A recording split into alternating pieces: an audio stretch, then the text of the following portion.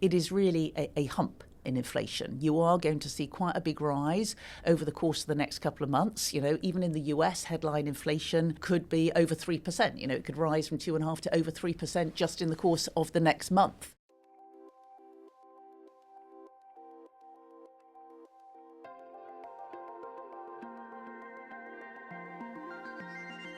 This is the Macro Brief from HSBC Global Investment Research, the podcast that looks at the issues driving financial markets around the world. I'm your host, Piers Butler, and so far, 2026 has been a challenging year for the global economy. It's only the end of March, and we've already had tariff announcements, AI-related market volatility, and commodity price shocks from the ongoing conflict in the Middle East. Today, I'm joined in the studio by Janet Henry, Global Chief Economist, to take stock of where we are now and discuss the economic prospects as we head into the second quarter. Janet, welcome to the podcast. Hello, Piers. It's good to be here. As you say in your Global Economics Quarterly, nobody knows, in the sense that it's the length of the conflict that is the key determinant. So your approach has been to look at scenarios. Firstly, which scenario have you based your forecasts on? Well, good question. You're right. Nobody knows was actually a direct quote from Jerome Powell at the last press conference from the FOMC. He admitted when he was quizzed about the forecasts that nobody knows at this point. So as economists, we're very good at making assumptions, and our oil team, Kim Fustier and team, make oil price assumptions. And it has been for a limited, severe disruption through the Straits of Hormuz. And on that basis, it would be that there'd be some reopening of the Straits within a few weeks now. And that, yes, while we may have got a spike and may continue to get spikes towards $120, that you do start then to see oil prices be on a downward track, and certainly by Q4 to be back in the 70s. So, yeah, a short-lived disruption.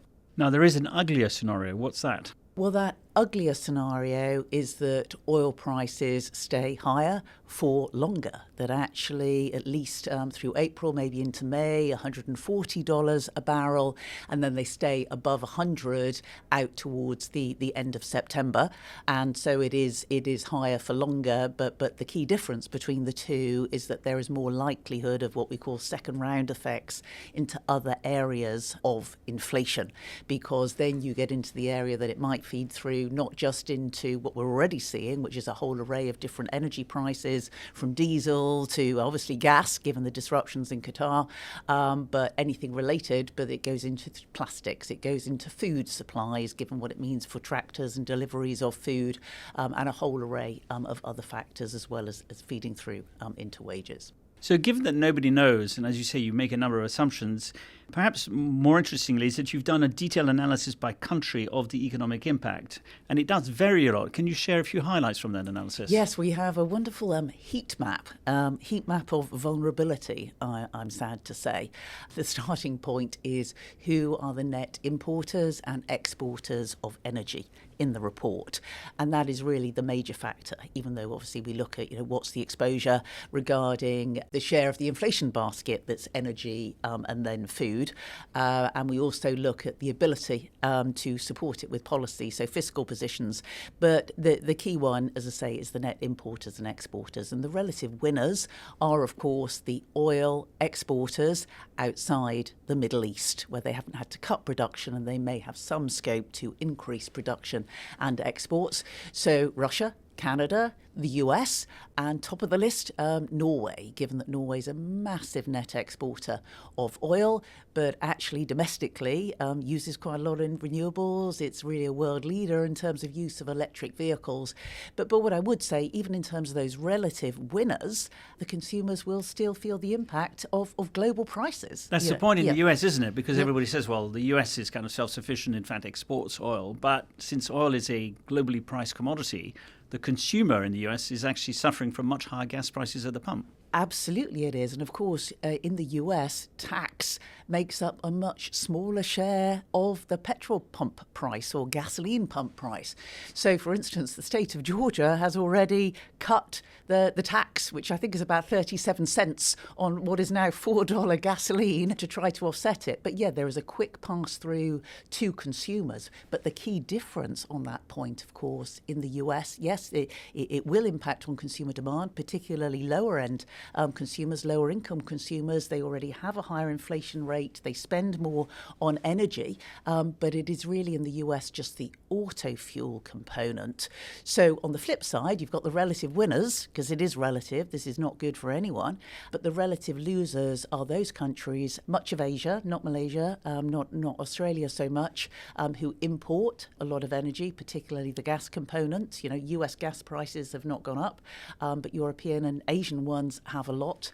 They'll be impacted a bit more, and Europe across the board. And in some of those countries, energy makes up, when you include household energy, a big share of the basket. In parts of Asia, Thailand, India, it's about 10% or so.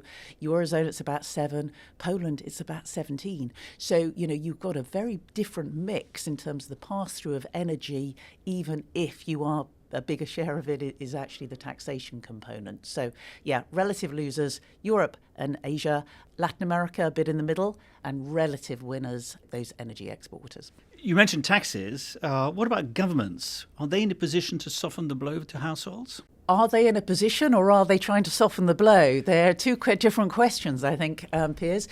So, yes, governments are already reacting. We've already seen a number of measures being announced across some Asian countries. Some of them relate to restraining demand for energy.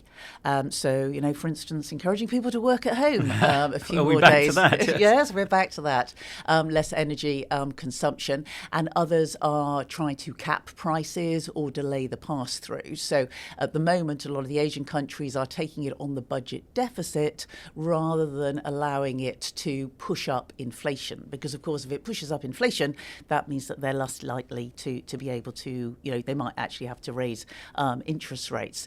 And even in European countries, Spain and Italy have already announced some measures related to VAT on fuels and such like.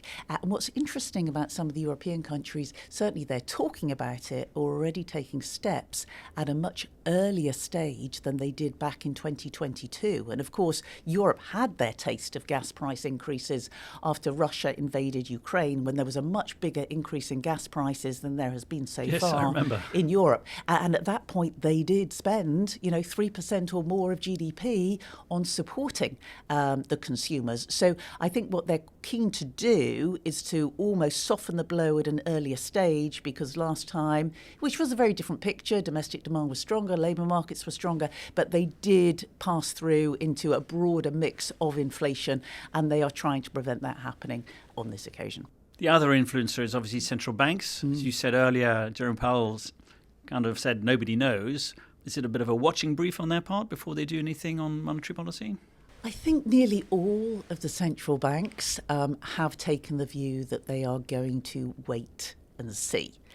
Brazil did cut interest rates. Australia accelerated, the speed with which they were raising rates, but Australia was already raising rates and Brazil was already planning to cut rates. But if you look at the ECB and the Fed, it was very much let's wait and see, because Chair Powell said we don't know yet, and the forecast was still, not taking any view on where we go from here.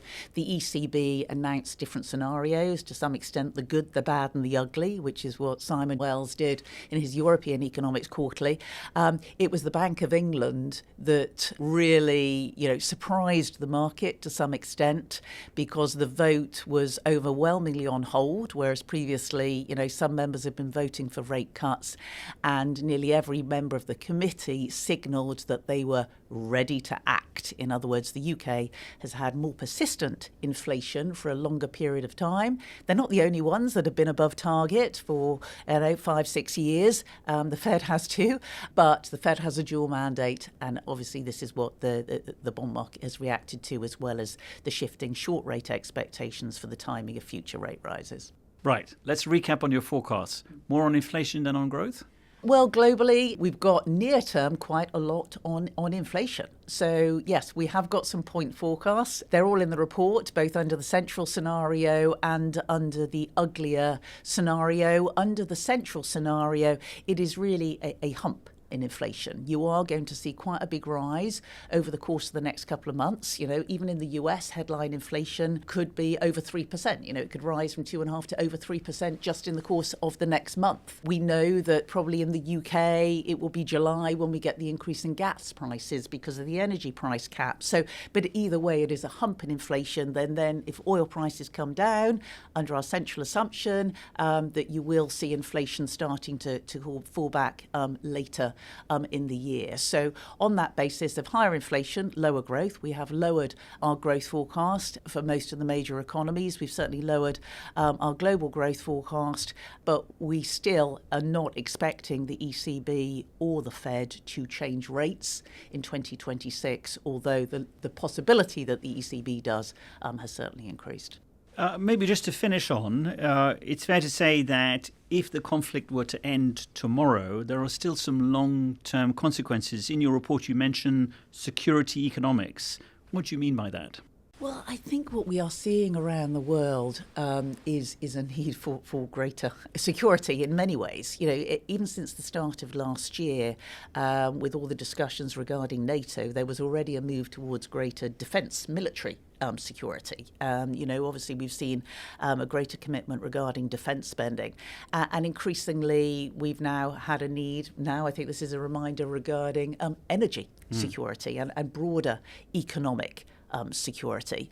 So that is one important driver. And of course, the region we haven't really talked about so much is the Middle East. And while, we're hopeful that we can get some gradual resolution and return to pre-conflict levels of output that within a few months is being restored, there might be some more lasting implications for the non-oil sectors of the economy.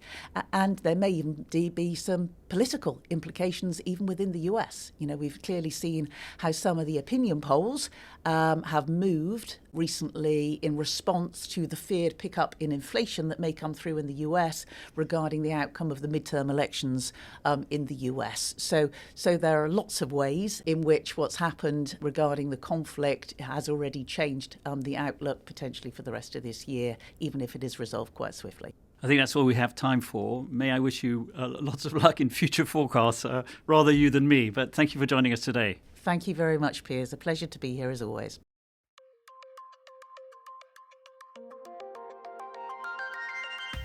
Janet Henry there on the outlook for the global economy. Now, there's a lot going on in global markets. So a reminder that you can keep up to date on all our latest reports, videos and podcasts by downloading our app from Apple's App Store or Google Play. And don't forget to check out our sister podcast, Under the Banyan Tree, where hosts Fred Newman and Harold van der Linde put Asian economics and markets in context. And if you've got any questions or comments, then you can get in touch with us at askresearch@hsbc.com. So that's all from us today. This week's Macro Brief was hosted by me, Piers Butler, and produced by Tom Barden. If you're enjoying the podcast, then please like, subscribe, and share with your friends and colleagues. Until next week, thanks very much for listening.